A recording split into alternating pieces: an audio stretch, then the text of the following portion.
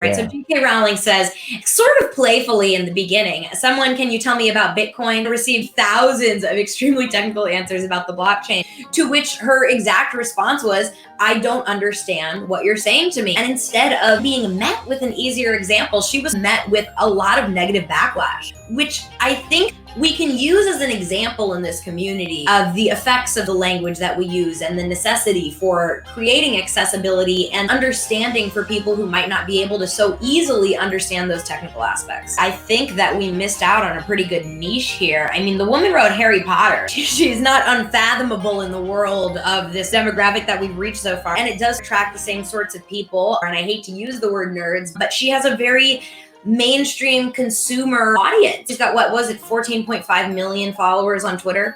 And what they wound up hearing was that she felt like she was being attacked from the community. She literally used the word simp in one of her tweets. Sometimes we do forget that we're being watched from the outside in. If anybody goes on social media and wants to find out more about Bitcoin or cryptocurrency, the fact of the matter is they find us. Whether or not you feel like there is anonymity in crypto Twitter, if you want adoption, if you want this to happen, you need to be aware of the fact that we are some of the only representatives of this community at this point in time, which means that we carry a strong burden when it comes to people looking at us from a mainstream perspective, people like JK Rowling asking questions on Twitter. If there's any one message we have consistently reiterated, it is the need to make Bitcoin, cryptocurrency, and blockchain accessible to a common consumer. We definitely talk about breaking it down and making sure that people understand. And I think that what happened here was a really good example for people in the community to actually see. It's easy for crypto finally to have an abstract thought about using accessible language and getting people involved in Bitcoin, but